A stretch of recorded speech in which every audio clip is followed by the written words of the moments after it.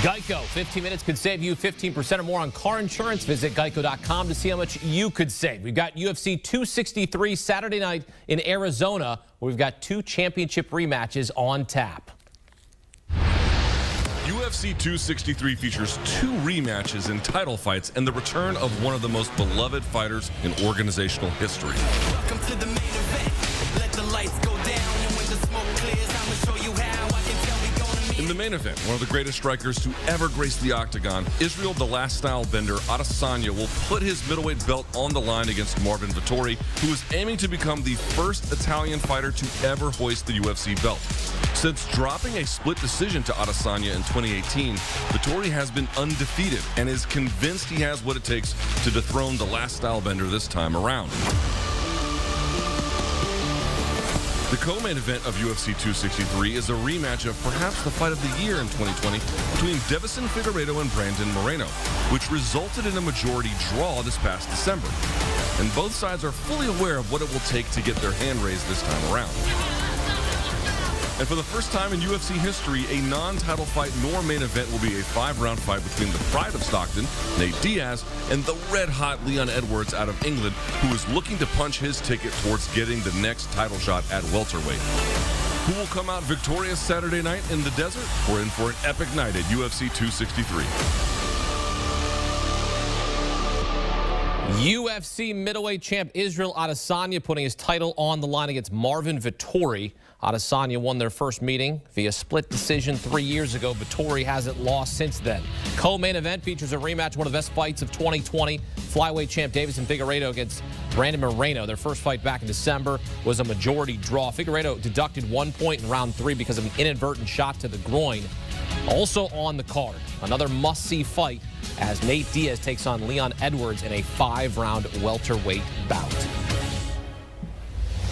Break it down. Welcome to CBS Sports combat analyst and co-host of Morning Combat, Brian Campbell. Start with the main event. Adesanya Vettori back in Glendale, where they fought in 2018. Adesanya coming off the first loss of his MMA career. He jumped up to light heavyweight to challenge for a second UFC belt in March. Lost to Jan Blachowicz via unanimous decision. Brian, do you see Adesanya bouncing back at middleweight where he's undefeated, or is this the spot where Vettori springs to UFC stardom?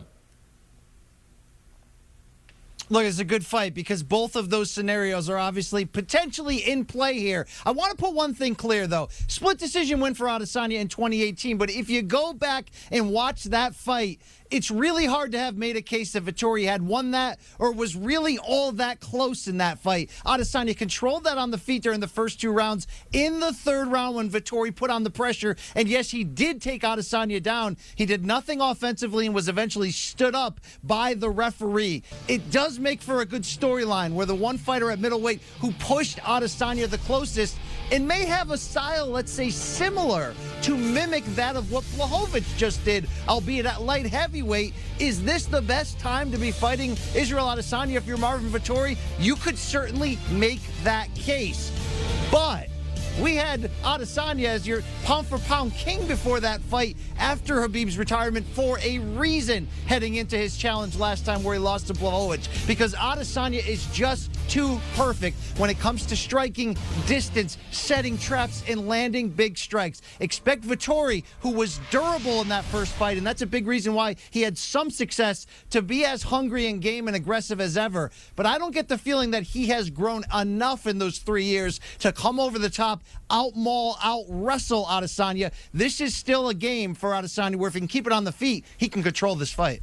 Vettori hasn't lost since that fight. Meantime, the co-main event features a rematch, one of the best fights of 2020. Flyweight champ Deiveson Figueiredo against Brandon Moreno. Their first fight back in December, a majority draw. Reminder, Figueiredo deducted 1 point in round 3 because of an inadvertent shot to the groin. Figueiredo took the fight on short notice. Turns out he was hospitalized the night before the fight with a stomach infection. This time around, he's healthy, he's rested, and he's predicting a first-round finish. BC, how are you evaluating this flyweight title rematch? You know, you just shared some perfectly interesting tidbits about maybe why that fight was so close. I want to take nothing away from Brandon Moreno. He's hungry. He showed an incredible chin in that fight because we all know the champ Figueiredo goes after you. He tries to finish the fight on the feet or on the ground basically the entire fight.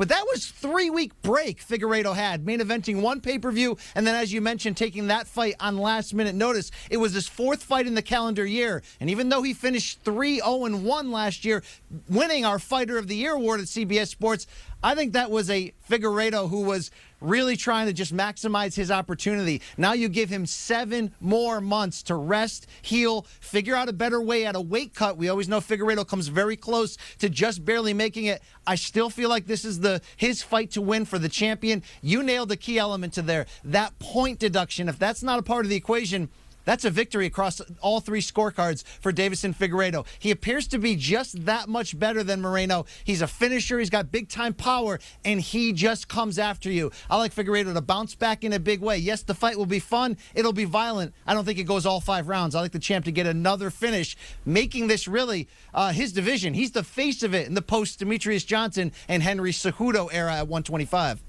Also on the card, another must-see fight as Nate Diaz takes on Leon Edwards in a 5-round welterweight bout. Edwards is running a 9-fight unbeaten streak in the UFC welterweight division, while Diaz hasn't fought in 2 years, lost to Jorge Masvidal via 3rd-round TKO at UFC 244. What is Diaz facing when he steps into the octagon against Leon Edwards, and does this fight even go 5 rounds?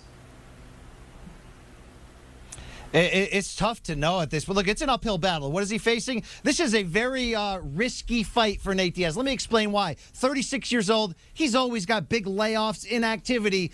This is maybe Nate Diaz's last shot to kind of get into some legitimate title contention, this time at 170 pounds. Why do I say that? Because Leon Edwards, riding an 8-fight win streak, nobody wants to fight this guy. He's always got bad luck or injuries, and he can't put the big fights together. This is finally Leon Edwards' chance to get that last stamp on his passport toward a title shot. But for Nate Diaz, he can upset the apple cart by going after. Remember, Nate Diaz asked for this fight, a fighter that nobody wants. He wanted it at 5 rounds, which is rare, or let's say it's never happened before for a non-title, non-main event to go 5 rounds. While that may in theory favor Diaz because he's a late starter, he's got a lot of scar tissue above his eyes. Let's not forget that. He cuts very easily. And Leon Edwards just might be the wrong guy at the wrong time. High-volume striker, aggressive, can be slick, can really just put on a front on Diaz that maybe he can't keep up with. Diaz's problem, although, look, he's a great counter-striker, and he's very tough. He is there to be hit. That's the wrong style against Leon Edwards. That's why you see the odds so strong in Edwards' favor. I certainly like the gumption of Diaz. He's always tough. He's always game. This does not feel like a victory, though, that he can achieve, in the ways that he normally does. It's going to be a tough night for Nate Diaz. Time now for your Geico 15-second statement. BC, what do you have for us?